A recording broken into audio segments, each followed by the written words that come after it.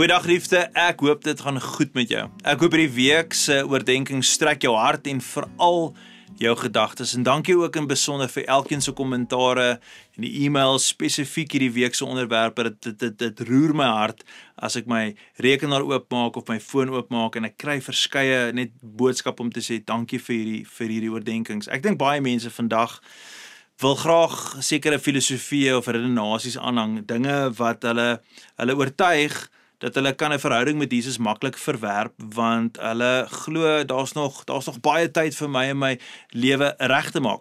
Een ding wat ek al baie gehoor het, is hierdie, moontlik het jy al dieselfde gehoor, is mense sê geloof is soos 'n berg, en daar's baie paaie boontoe na daai berg toe, en eendag sal God almal inlaat. Ons het net verskillende roetes na die bokant van die berg. Baie mense glo dit. Hulle glo dit met hulle hele hart en met hulle volle oortuiging. Want dit klink so mooi, dit klink so verdraagsaam, so modern, so nie konfronterend. Maar geliefde, net omdat iets mooi klink, beteken glad nie, dis die waarheid nie. Nou, ek wil vir julle vinnig net 'n ander metafoor gebruik. En stel jou voor net hierdie storie. Stel jou voor, iemand nooi jou vir aandete, so of iemand nooi my nou vir aandete. Dis nou die storie, nê? En daai persoon sê vir my, Retief, jy ry suid op Swartkoppies en dan draai jy links na die R59, dan ry jy verder suid nog so 20 km. Daarna spring jy daar by Kliprivier afrit af. By die 4-rigting draai jy regs en dan ry jy reguit op teen die bult en jy sal vasry in my huis. Nou daai is duidelike instruksies, dis eenvoudig en dis presies. Maar toe sê ek nou vir jou, jy het my nou genooi vir ete, nê, vir daai vriend, en dan sê ek vir hom, nee wat, ek dink as ek gaan by Swartkoppies, nee, dan gaan ek noord ry, en dan gaan ek afdraai by die N3, en dan gaan ek net op die pad bly, nê, en dan gaan ek bly ry, en want ek glo alle paaie lei na jou huis toe. Wat gaan jy vir my sê? Jy sê, Retief, ek probeer jou help, ek weet waar ek bly. As jy jou eie pad kies, gaan jy verseker nie by my huis uitkom nie, dit gaan nie werk nie. En tog geliefde, mense doen presies dit met die Here. Die Here sê duidelik, hier is die weg, hier is die waarheid, hier is die lewe. Maar mense se antwoord, mense se reaksies is, nee Here, ek dink ek kies my eie pad, my eie opinie, my eie waarheid.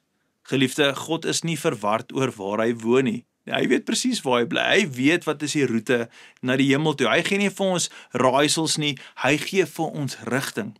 Luister hoe Jesus self daaroor praat in Johannes 14 vers 6. Dis toe Thomas, een van sy disippels, was onseker oor die plek waarin Jesus gaan om vir ons as gelowiges 'n plek voor te berei. Hy was besig om te praat oor eendag hy gaan en dan gaan hy vir ons 'n plek voorberei in die hemel en Thomas is onseker en hy sê hy gaan na die Vader toe kom en Thomas vra, Here, hoe gaan ek uitkom? Hoe gaan ek by die Vader uitkom? En Jesus sê, ek is die weg en die waarheid en die lewe. Niemand kom na die Vader toe behalwe deur my nie.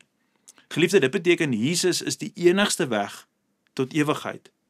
Dis nie eng, of soos die Engelsman sal sê, narrow-minded nie. Nee, dit is eintlik wat liefde is. Dit is wat genade is. Dit is God wat vir jou die korrekte rigtingbord opsit, omdat hy wil hê jy moet by die bestemming uitkom. Die wêreld sê, alle paaie lei na God toe. Dis daai prentjie van die berg en al die paaie boontoe nie, maar God sê nee. Net een pad lei na my toe, maar daardie pad, en dis die genade, daai pad is oop vir almal. Soos ek dit kan saamvat, om te sê alle paaie lei na die hemel toe, dit klink mooi, maar dit is die vinnigste manier om vir ewig verlore te bly. God verberg nie sy huis, sy woning van ons af nie, nee, hy verdoesel nie die roete nie, nee, hy maak dit so duidelik as moontlik, die pad na die Vader toe, is deur Jesus Christus. Dit is die uitnodiging en dit is oop vir almal.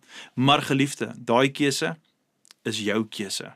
En ek wil jou aanmoedig as iemand weer vir jou sê, alle paaie lei na die hemel toe, dan moet jy vir sê, nee, daar is net een pad. En baie keer is dit vir ons moeilik, dit is vir ons ongerieflik, veral om vir 'n geliefde te sê, hoorie so, heroorweeg jou padkaart, heroorweeg hierdie roete, dalk moet jy jou GPS vir die Here gee en sê, laat hy beheer vat. Geliefde, God wil vir ons by hom uitkry, en daai pad is deur Jesus Christus. Kom ons bid saam. Vader, in besonder vanoggend wil ek wil almal opdra wat hierdie filosofieë en redenasies aanhang. Veral as hulle omring is deur ander gelowiges en daai gelowiges weet nie meer hoe met hulle te praat nie, hulle weet nie meer hoe met hulle te redeneer nie.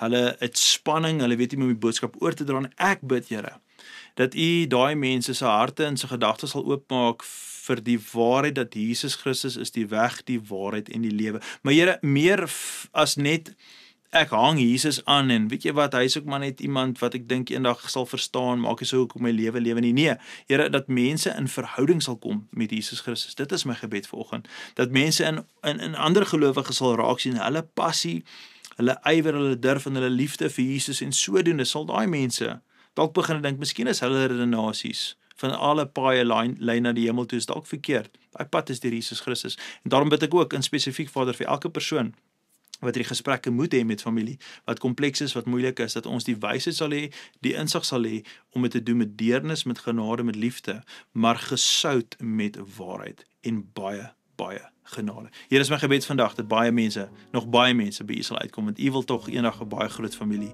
in die hemel hê. Dis my gebed in die mooi naam van Jesus. Amen en amen. Geliefde, baie dankie dat julle ingeskakel het saam met ons. Gaan in vrede. Totsiens.